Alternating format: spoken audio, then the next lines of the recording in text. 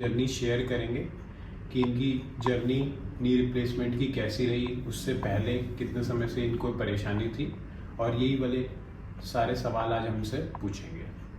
तो माता जी नमस्कार। पहले तो सबसे नमस्ते। आपको ये परेशानी कब से थी? ये तो 1 साल पहले से शुरू हुआ था, धीरे धीरे धीरे। फिर तो बिल्कुल 6 मंथ से तो बिल्कुल चल नहीं पा रहा था। ओके मतलब उड़ने में चलने में मदद चाहिए था। ओके। फिर तो डॉक्टर साहब ने फिर मतलब तैयार कराया ऑपरेशन के लिए। तो फिर राजी हुआ ऑपरेशन। पहले तो राजी नहीं था, मतलब सच्ची में डर रही थी। डर रहे थे, ठीक है। क्या डर महसूस होता था आपको पहले? मतलब ठीक होगा नहीं होगा, कितना पेन होगा। माता जी को नी रिप्लेसमेंट सर्जरी की एक कॉम्प्लिकेशन हो गई थी, जो कि नी रिप्लेसमेंट सर्जरी की सबसे बड़ी कॉम्प्लिकेशन होती है इन्फेक्शन। ये बहुत कम लोगों में होती है, और जिस तरीके का ओटी कंडीशंस हमारे होते हैं या कॉर्पोरेट हॉस्पिटल्स में होते हैं, उन ओटी कंडीशंस के अंदर ये 1 in 1000 पेशेंट्स ही होता है। तो अनफॉर्चुनेटली ये परेशानी माता जी को हुई, लेकिन अभी ये उस परेशानी से रिकवर कर चुकी हैं और बिल्कुल सही हो चुकी हैं। इनका समय जो हॉस्पिटल में था वो थोड़ा एक्सटेंड करना पड़ा हमें इसी के कारण, और इनको एक बार घुटने को, इनके आर्टिफिशियल नी को हमें वॉश करना पड़ा दोबारा से। इन्फेक्शन को क्लीन करने के लिए कुछ मेडिसिन थोड़े लंबे समय तक चलानी पड़ी। तो मदर जी ये जो कॉम्प्लिकेशन थी ये आपको ये है कि सिर्फ काफ़ी कम लोगों को होती है और आपको हुई, लेकिन अब हमें थोड़ा इससे आगे देखना है, ठीक है?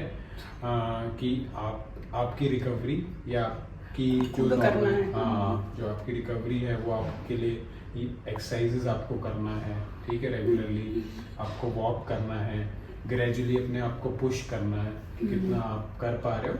हर दिन रिकवरी देखनी है कि अगले दिन आप क्या बेहतर कर पा रहे हो, क्या और एक्स्ट्रा कर पा रहे हो, उसके ऊपर ध्यान देना है आपको, ठीक है? और कुछ सवाल आपके हमारे से? ये स्वेलिंग क्यों? स्वेलिंग, हाँ। स्वेलिंग, ज़्यादातर जो स्वेलिंग होती है माता जी, ये आमतौर पे किसी भी लिम्ब की सर्जरी में होती है, या तो हाथ की कोई सर्जरी होगी तब भी उसमें होती है, पैर की सर्जरी में भी देखी जाती है। ये होती है क्योंकि हमारी पैर में कुछ मूवमेंट्स अननोइंगली चल रही होती हैं, या हाथ की जैसे मूवमेंट हम चला रहे हैं, कुछ कर रहे हैं, पकड़ रहे हैं, छोड़ रहे हैं, तो इनसे क्या होता है कि मूवमेंट्स चलती रहती है हाथ में, और वही चीज़ पैर में कि हमने सीधा किया, फिर बेंड किया, सीधा किया, बेंड किया, टोज चलाए, एंकल चलाया। तो वो मूवमेंट हम तब ज़्यादा करते हैं जब उसमें कोई भी सर्जरी वगैरह नहीं होती, कोई पेन का कारण नहीं है। अब इसमें क्या है कि आपको एक पेन का कारण बन गया ये सर्जरी। अब जैसे जैसे पेन आपका कम होता रहेगा सर्जरी के बाद वाला, जो मूवमेंट्स आपकी वापस आती रहेंगी जो आप बिना ध्यान दिए चल करते हैं, तो वो मूवमेंट जैसे अगर आप चाहते हैं कि स्वेलिंग जल्दी जाए, तो आपको यही मूवमेंट जान के करनी होगी, समझ के करनी होगी। भाई जब भी आप जागो हैं तो पैर नीचे भी है तो भी पंजे चलाते रहिए, टोज चलाते रहिए, थोड़ा नीचे चलाते रहिए। वैसे ही जब बैठे हैं तो भी आप चला सकते हैं, क्योंकि लेटे हैं तो पिल्लो रख लिया, उसके ऊपर पंजे चला लिए, ठीक है? तो पैर की कुछ ना कुछ मूवमेंट अगर होती रहेगी तो सर्कुलेशन मेंटेन रहेगी। तो ये स्टेसिस जो होता है, इसको स्टेसिस बोलते हैं, रुकावट बोलते हैं। ये ज़्यादातर मूवमेंट कम होने की वजह से होती है। तो मूवमेंट अभी हमारी कम हो रही है, ठीक है? पहले भी मूवमेंट नहीं होती थी, लेकिन हमें कुछ मूवमेंट जो पता नहीं चलती थी वो हम करते रहते थे। अब ये मूवमेंट हम कर रहे हैं, हमें लग रहा है कि हम बहुत ज़्यादा कर रहे हैं, लेकिन फिर भी ये स्वेलिंग हो रही है। हाँ, ठीक है? ये कितना दिन ऐसे रहेंगे? ये स्वेलिंग को जाने में 3 से 6 महीने लगते हैं, मतलब 3 to 6 months लगता है। बढ़ेगा तो नहीं? बट अगर आप मूवमेंट कम करेंगे तो बढ़ जाएगा। मूवमेंट कम करेंगे तो बढ़ जाएगा।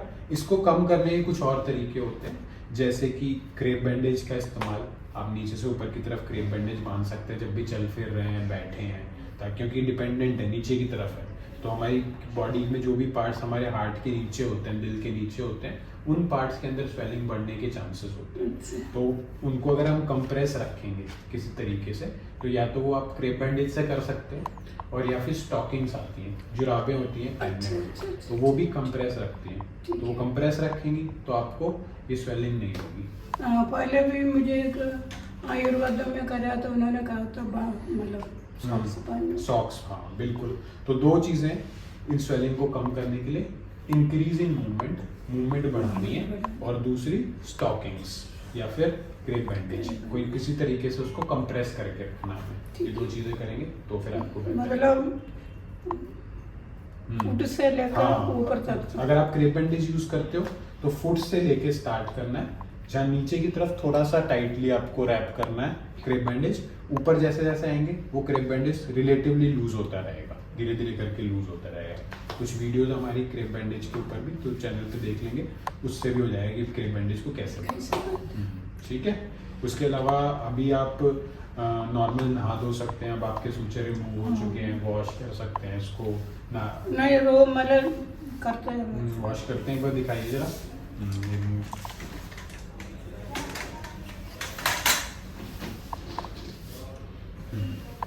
तो ये अभी आपने क्लीन कर लिया पूरा, ठीक है। ऑयल लगाने के लिए कहा तो कोकोनट ऑयल। ठीक है, कोकोनट ऑयल लगाइए।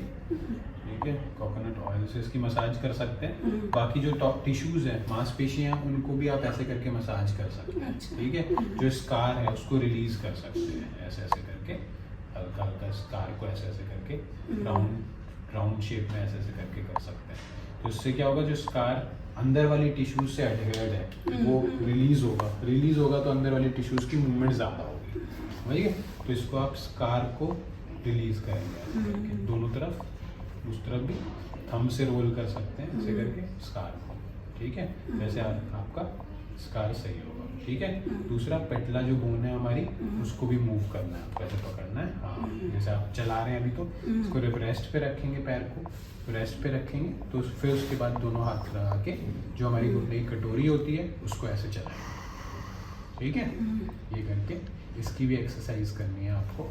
बाकी जितनी भी एक्सरसाइज अभी बताई हैं वो रेगुलरली रखनी है। जब आपको ऐसा लगेगा कि बड़ा इजी हो गया वो एक्सरसाइज, तो फिर एंकल के ऊपर वेट कफ्स होते हैं, वजन वाले कफ होते हैं, वो लगा के एक्सरसाइज करना है। ठीक है, हमें स्ट्रेंथ देनी है मसल्स को वापस। इधर थोड़ा सा पेन होता है, बिल्कुल। ठीक है, 2-4 एक्सरसाइज ऐसी होती हैं जो आप पीछे पैर पे बांध के, रबर बैंड होता है, पीछे कहीं टाई कर दीजिए और पैर को सीधा करने की कोशिश कीजिए। ठीक है, थोड़ा और रेजिस्टेंस के साथ। अभी इसका मतलब ये है कि मसल्स धीरे धीरे करके एक्टिव हो रही है। अभी आपको पेन हो रहा है तो मतलब वो एक्टिव हो रही है। जब आप एक्सरसाइज करोगे तो पेन होगा। ये वैसा ही है जब काफ़ी समय के बाद हम कोई भी एक्सरसाइज शुरू करते हैं और धीरे धीरे करके उसका लेवल अप करते हैं तो हमारा पेन होता है, फिर एक ऐसा लेवल आता है जब हमें अच्छा महसूस होता है। ठीक है, और मैं पूरा कि कब तक, कितना टाइम से? 3 to 6 months। 3 to 6 months में आप वैसे हो जाओगे जैसे आपको पेन से पहले, पुराना जैसे यंग। ठीक है। 77 पे तो 77 से आप पहुंच जाओगे 17 पे। ठीक है, इन जस्ट 3 months। ठीक है, और बस अब आपको बड़ा धन्यवाद, आपने तो इतना केयर करा हमारा। ठीक है, वो तो हमारी ड्यूटी है माता जी। ठीक है, we are here to heal. Thank you जी, thank you. We are here to heal, we are here to give. ठीक है, give this healing energy to our patients.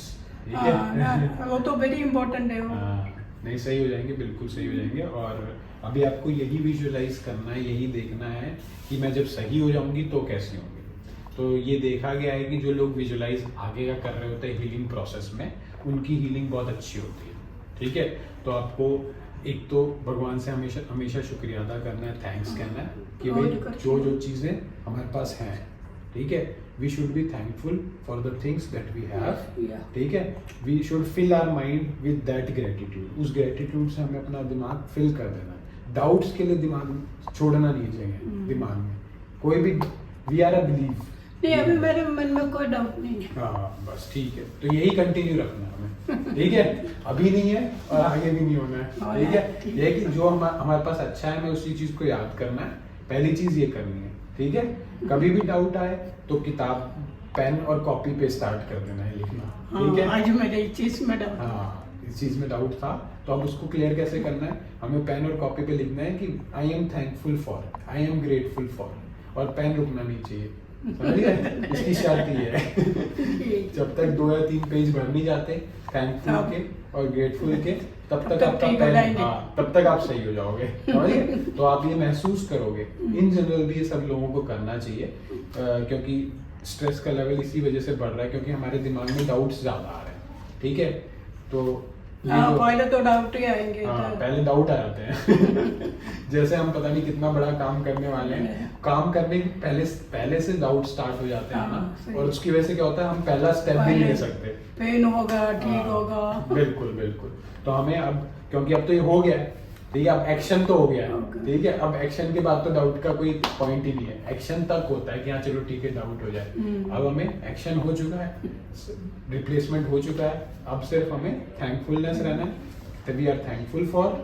और फिर आपको दूसरी चीज ये करनी, visualise the future, visualise the future. जब भी आप खाली बैठे हो, शांत बैठे हो, तो अपनी सांस पे, ब्रीदिंग पे थोड़ा फोकस करना है, ठीक है, कि भाई मैं सिर्फ सांस कैसे ले रही हूँ और छोड़ रही हूँ। In itself is a gift, ठीक है, breath in itself is a gift. तो उसी को महसूस करना है, थोड़ी देर थैंकफुलनेस फील करना है। जब आपका माइंड ऐसा हो जाएगा, लाइट हो जाएगा बिल्कुल, उस जो लाइट माइंड हो गया, उस माइंड में हमें फिर थोड़ा ड्रीम करना है। We are dreaming that we are walking, we are running, we are going to the places that we wanted to सपना go। देखना। हाँ, सपना देखना है। मैं कैसे दौड़ती हूँ। हाँ, मैं कैसे दौड़ती हूँ, मैं कैसे दौड़ूंगी 3 महीने बाद, मैं क्या क्या कर रही होंगी, या मैं क्या करना चाहती हूँ। जो करना चाहते हो वो हो जाएगा, ठीक है जी। फिर देखने हैं कि भाई इनको नी के अंदर कोई इन्फेक्शन तो नहीं हो रहा है, इनको परेशानी घुटने के अंदर डेवलप तो नहीं हो रही है, या फिर कब आपको डॉक्टर को दिखाना है। उसके लिए कुछ चीज़ें होती हैं जिनका ध्यान रखना है। एक तो नी के लिए लोकलाइज्ड और एक पूरी बॉडी के लिए जनरलाइज्ड। तो लोकलाइज्ड चीज़ों में आपको ध्यान रखना है कि इनकी मूवमेंट सडनली डिटोरेट तो नहीं कर गई है, या इनकी प्रोग्रेस चल रही थी, वो प्रोग्रेस 2-4 दिन, कई बार ऐसा होगा कि आपको ऐसा महसूस होगा कि मेरी मूवमेंट पहले सही चल रही थी, अब सडनली दर्द बढ़ गया है, ठीक है, या फिर वापस से मेरे को जितनी मूवमेंट हो पा रही थी उतनी नहीं हो पा रही। तो अगर वो 2-4-5-10 दिन का गैप है बस, कि हाँ भाई इतना ही बड़ा है कि जितना मेरे को 5-10 दिन में मैंने रिकवर किया था उतना वापस आ गया एक दिन, तो दैट इज नॉट वरीसम। क्योंकि जो हमारा हीलिंग प्रोसेस होता है वो अप्स एंड डाउन्स में होता है, ठीक है, कभी अप होगा, कभी डाउन होगा, कभी अप होगा, कभी डाउन होगा। लेकिन जब भी आपको ऐसा लगे कि ये मेरा सडनली बहुत ज़्यादा हो गया, जैसे इमीडिएटली आफ्टर सर्जरी था पेन, वैसा हो गया, इमीडिएटली आफ्टर स्वेलिंग जो सर्जरी के बाद थी वैसी हो गई है, तो that is a worrisome cause, कि सडनली बहुत ज़्यादा डिटोरेशन हो गया, 1 मंथ की जितनी हीलिंग थी उतना मैं रिवर्ट कर गई हूँ, ठीक है। तो वो अगर हो जाए, उसके साथ पेन एंड स्वेलिंग लोकलाइज्ड, ये 2 चीज़ें लोकलाइज देखनी है आपको कि भाई मेरे को पेन कितना हो रहा है, स्वेलिंग कितनी बढ़ गई है, तो ये लोकलाइज चीज़ रहेगी। और दूसरी चीज़ जनरलाइज, जो फीवर है, फीवर आपकी सिचुएशन में, क्योंकि अभी आपको चेस्ट इन्फेक्शन की वजह से आ जा रहा था, तो वंस इन 2-3 डेज वो है दैट कैन बी अंडरस्टूड कि हाँ भाई चलो ठीक है, इन्फेक्शन जा रहा है तो इतना अंडरस्टूड है। लेकिन if it is coming daily या regularly, then we should relocate, ठीक है, दोबारा देखना चाहिए कि क्या कॉज है, क्यों हो रहा है ऐसा, ठीक है। तो ये देखना है। दूसरा, आपको चेस्ट में भी प्रॉब्लम थी, तो क्या आप जब चल रहे हो तो जो कंटिन्यूस ब्रीथ आपकी नॉर्मल हो रही थी, अब क्या वो डिटोरेट कर रही है, वापस कम हो रही है, ठीक है। आप एक चीज़ कर सकते हो, काउंटिंग द नंबर्स, कि आप एक सांस में कितने नंबर्स ले सकते हो, ठीक है। एक लंबी सांस ली, 1 2 3 4 5 6 7 8 9 10 11 12 13 14 15 16 17 18 19 20 ले पा रहे हो, ठीक है, या फिर 15 ले पा रहे हो, 15 ले पा रहे हो, तो 15 वो आपका बेस लाइन है अभी, ठीक है। See if it is increasing और डिक्रीजिंग, अगर ये कम हो रहा है तो ड्रास्टिकली कम हो रहा है क्या, 14 के आसपास है, 13 है, 12 है, तो इतना चल जाएगा। इतना 5 हो गया, 7 हो गया, तो ये नहीं कि बहुत ज़्यादा डिफरेंस आ गया, तो वो कैसा है वो ध्यान देना है आपको, ठीक है। चल रहे हो तो कितनी सांस फूल रही थी, अब कितनी फूल रही है। वॉकिंग डिस्टेंस, कि आप जितना दूर चलना चाहते थे उतना दूर चल पा रहे हो, जितने राउंड्स घर में लगाना चाह रहे थे उससे अभी कम हो रहा है कि ज़्यादा हो रहा है, ठीक है। थोड़ा अप डाउन चल जाएगा, 5% 10% अप डाउन चल जाएगा, उससे ज़्यादा होगा तो इट इज़ रेड फ्लैग समझ लो, ठीक है। तो ये ध्यान देना, ठीक है। बाकी जनरल फीलिंग कैसी है आपकी, यू आर फीलिंग गुड और you are feeling very weak, lethargic, ऐसा फील कर रहे हो, ठीक है। डाइट पे ध्यान देना है, your diet should be rich in protein ज़्यादा होना चाहिए डाइट के अंदर, कलरफुल वेजिटेबल्स होनी चाहिए, ठीक है, कलरफुल फ्रूट्स होने चाहिए, येलो और मैंगो हो गया, ठीक है, रेड एप्पल हो गया, वैसे ही वेजिटेबल्स में ग्रीन भी होना चाहिए, कैप्सिकम भी होना चाहिए, येलो बेल पेपर भी होना चाहिए, अलग अलग चीजें। जितना ज्यादा कलरफुल है तो जितना लाइफ कलर जितना आप लाइफ को कलरफुल करना चाहते हो उतना ज्यादा वेजिटेबल्स और फ्रूट्स को भी कलरफुल करना है, ठीक है। उससे क्या होगा, एंटीऑक्सीडेंट्स मिलेंगे हमारी बॉडी में जो इन चीजों के लिए फाइट करता है, ठीक है। बॉडी के अंदर हीलिंग जब हो रही होती है तो उसमें फ्री रेडिकल्स बनते हैं जो डिटेरियोरेटिंग होते हैं, डेट्रीमेंटल होते हैं to the self healing process के लिए, तो वो किल करता है उस चीज़ को हमारे कलरफुल वेजिटेबल्स। तो एंटीऑक्सीडेंट्स अच्छी होनी चाहिए। वैसे ही एंटी इन्फ्लेमेटरी, शुगर की चीज़ें, रिफाइंड चीज़ें, प्रोसेस चीज़ें, प्लास्टिक के अंदर रेडीमेड चीज़ें, ये आपको अवॉइड करनी है, ठीक है। उबाल के फ्रूट्स खाइए, वेजिटेबल्स खाइए, ये सारी चीज़ें उबाल के खाइए अगर हार्ड नहीं खा सकते, इतना हार्ड चीज़ है तो। और नॉर्मल फ्रूट है, सॉफ्ट है तो आप वैसे भी खा सकते हैं, ठीक है।